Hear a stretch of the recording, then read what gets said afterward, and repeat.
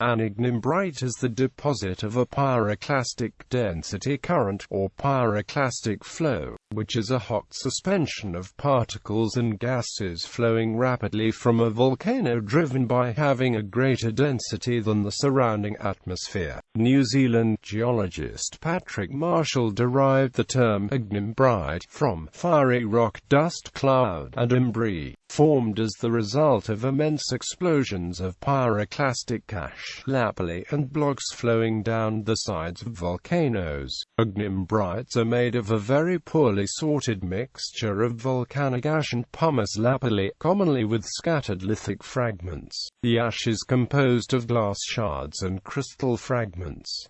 Ignimbrites may be loose and unconsolidated, a lithified rock called lapilli tuff, proximal to the volcanic source. Ignimbrites commonly contain thick accumulations of lithic blocks, and distally, many show meter-thick accumulations of rounded cobbles of pumice. Ignimbrites may be white, gray, pink, beige, brown or black depending on their composition and density. Many pale ignimbrites are dastic or rhyolitic. Darker colored ignimbrites may be densely welded volcanic glass or, less commonly, mafic in composition. Deposition. There are two main models that have been proposed to explain the deposition of ignimbrites from a pyroclastic density current: the en masse deposition and the progressive aggradation models. The en masse model was proposed by volcanologist Robert Stephen John Sparks in 1976.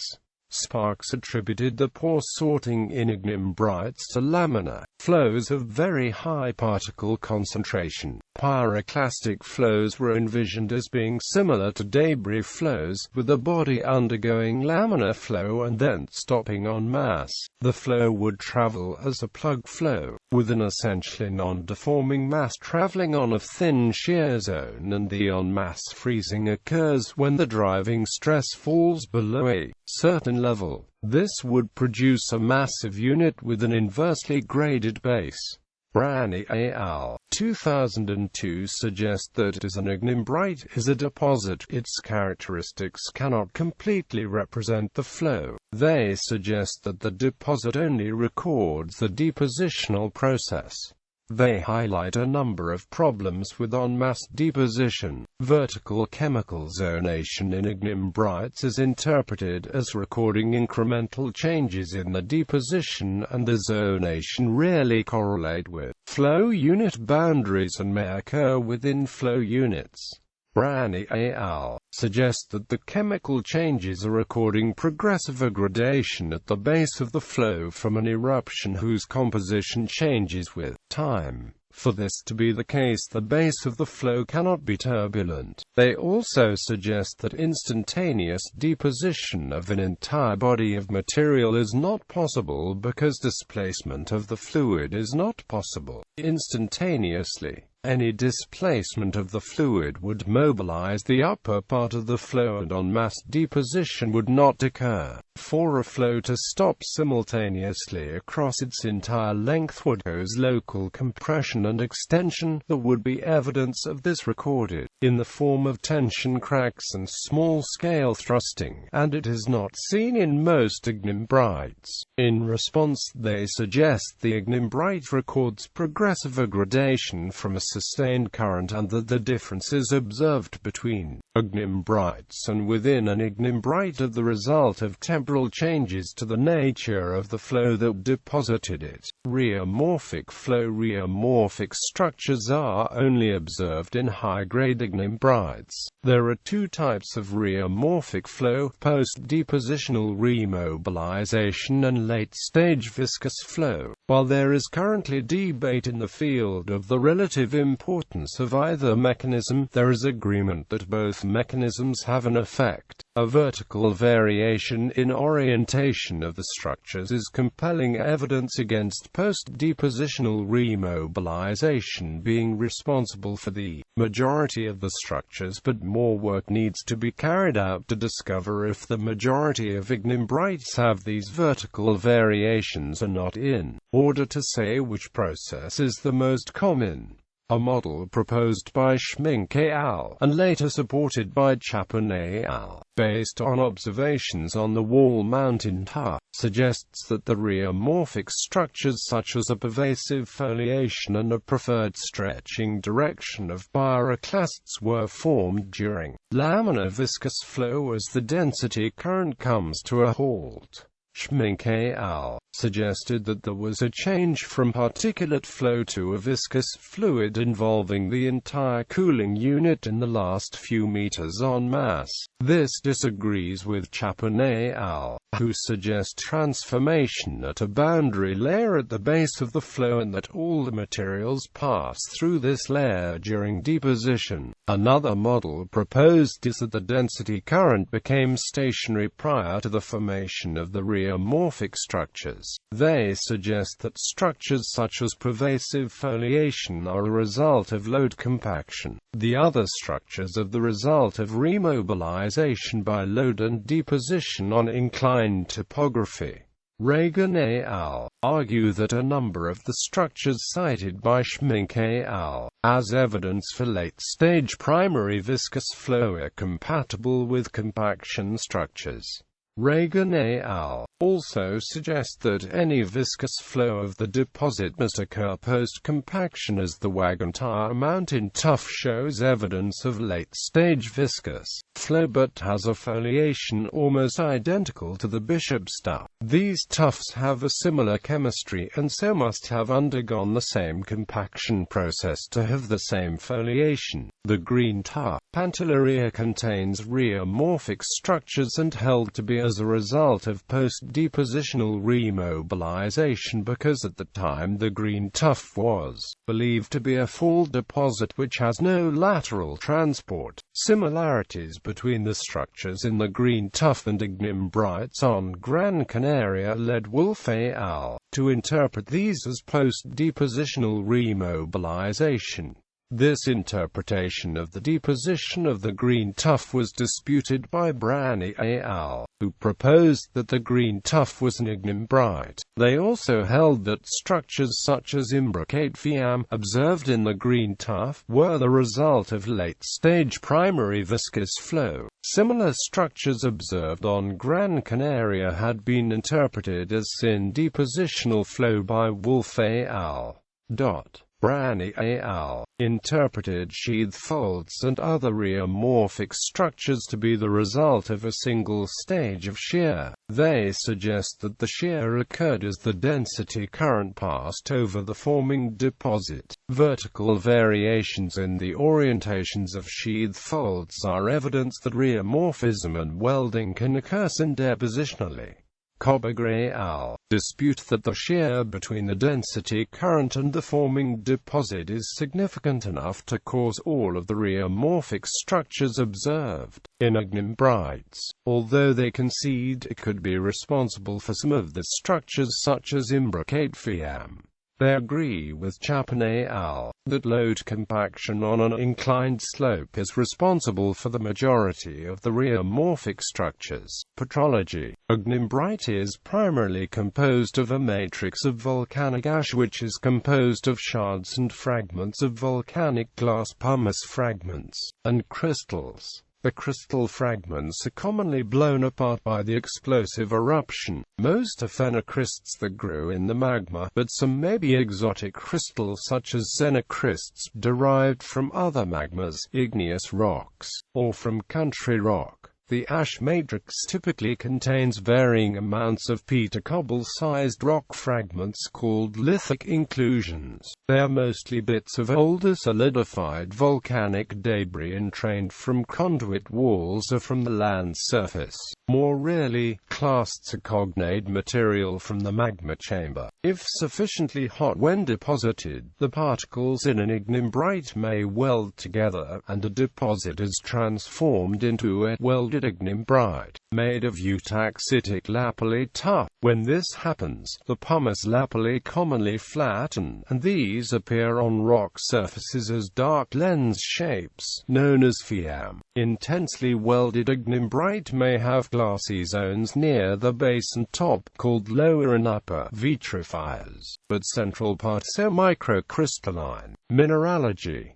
The mineralogy of an ignimbrite is controlled primarily by the chemistry of the source magma. The typical range of phenocrysts in ignimbrites are biotite, quartz, sanidin or other alkali feldspar, occasionally hornblende, rarely pyroxene, and in the case of phonolite tuffs, the feldspathoid minerals such as nepheline and leucite. Commonly in most felsic ignimbrites, the quartz polymorphs cristobalite and tridymite are usually found within the welded tuffs and breccias. In the majority of cases, it appears that these high-temperature polymorphs of quartz occurred post-eruption as part of an autogenic post-eruptive alteration in some metastable form. Thus, although tridymite and cristobalite are common minerals in ignimbrites, they may not be primary magmatic minerals. Geochemistry. Most ignimbrites are silicic, with generally over 65% silicon peroxide.